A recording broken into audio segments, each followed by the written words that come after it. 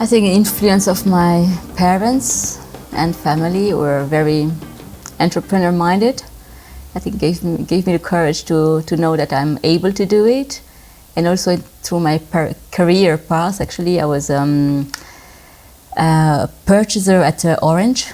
Then I moved to several startup companies where I also had managerial functions, and I think it was always startups, and I thought, okay, I could do maybe my own startup and to experience that once. I think that was my thought. I've never been a jewelry person. Of course, I like jewelry, but in a very simple way, and maybe one statement piece or two statement piece, and that's it. I was not a really jewelry person. But when I decided I wanted to do my own business somehow, I thought maybe jewelry was the best option because it has a sentiment, emotional value as well as a real material value. And there is no season for it, so you can keep it somehow forever, and you can even give it further because the jewelry is not something you throw away or you say, oh, this is out of fashion or out of season. And that's why I think all these values together, I thought this was going to be a good argument for me to convince myself this is a good business to start with.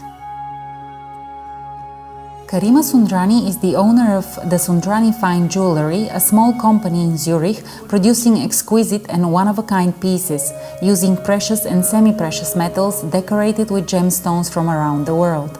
Karima started her business after a trip to India 10 years ago, where she felt fascinated with Indian rich culture and tradition in jewelry making. Despite that her parents are Indian, they lived in Tanzania and Congo before moving to Uganda. Later, they fled Idi Amin's regime to come to Montreal, where Karima was born and raised. She never visited India until that touristic trip to the so-called Golden Triangle, Delhi, Agra and Jaipur. Knowing that Jaipur is the gem and gem cutting capital of India, it comes as no surprise that Karima decided to start her own business in jewelry making. She created her own network of gem cutters and local artisans, and at the same time started visiting gemology courses in Basel. Later, she studied gemology at the Swiss Gemology Institute. Life, however, had more to offer for her. Since 2 years and a half, it's getting a little more difficult. But I still travel, but only like 2 times a year. Before I used to do 4 to 5 times a year to Asia. And now with my 2 times to Asia, I always take my little boy along with me and my mother, so that she can take care of also my boy, and I can concentrate a little bit on the jewelry and also having a good time with my little boy. And which is quite tough actually, because you don't have this peace of mind anymore like before, where you were fully 150% concentrated on your jewelry making, you know. Before I was starting like at 9 o'clock in the morning until 10 or 11 o'clock at night. And now these last 2 years and a half, I cannot dedicate so many hours per day. Now most of my pieces are unique pieces. Like the one I'm wearing now here also is a unique piece because you can only find one piece of stone like that, you know. What's the stone? That's a lapis lazuli. Okay. And these are aquamarine and prehnite. So I really use only real stones.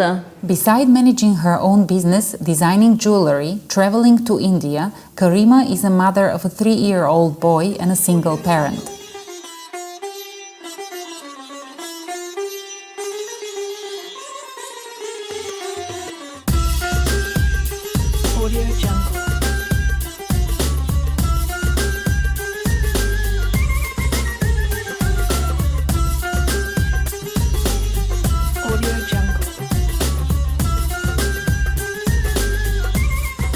I don't think I'm a different person actually, because I still do the same things actually, but of course in a more timely manner, so I have to be a bit more organized than before.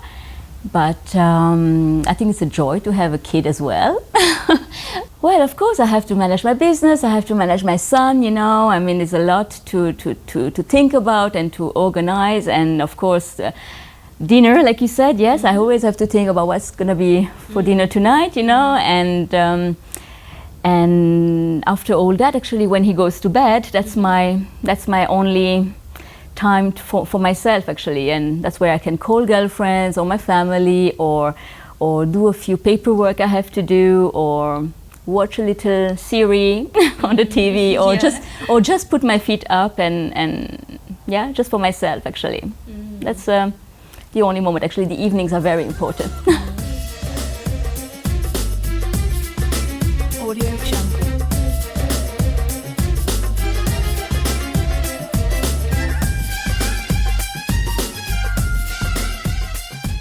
Well, my father was a very strong person as well, so I think I got a little bit of him actually, to be strong and decided about what I want.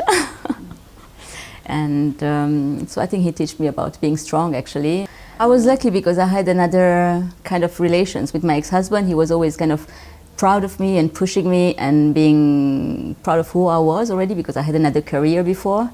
So I was not a housewife already, you know what I mean, when he met me. So I had already a career. We met on a business trip actually, where by the suppliers, you know, and I was one of the only women, you know, and that's how I met him actually. And he was always pushing me and being proud of who I was and what I was doing. And it was even his idea actually that I could do something on my own, you know, because I was able to. So he was really, I think, a good supporter. The father of my son, he was also believing in me somehow. He was really like also thinking, okay, I can do my shop, for example. I can do this, you know. I can go further, you know.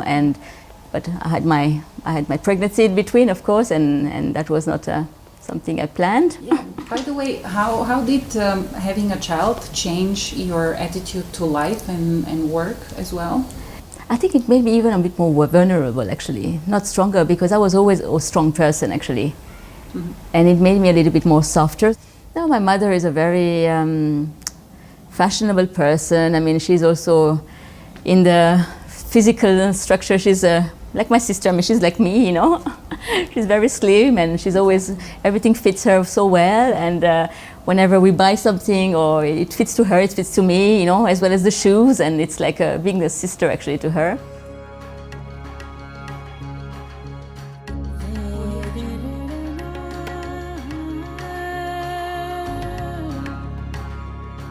I wanted to ask you as well, what's your routine with your son? Something that you really enjoy the most?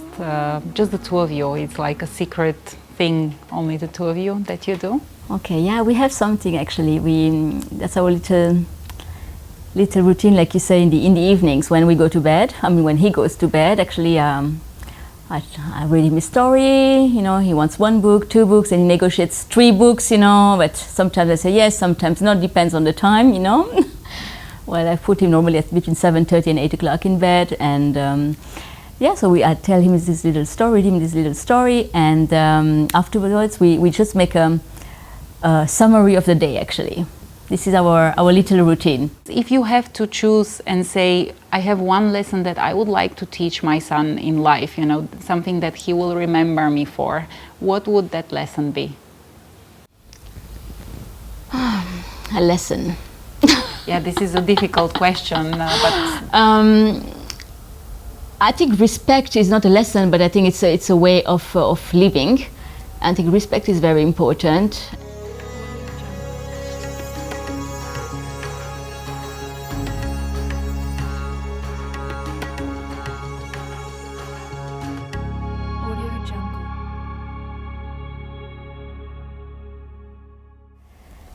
Oh, I think to be independent and to be proud of what you're doing is important, because to stay on your own feet. And yeah, I think this is important to know who you are.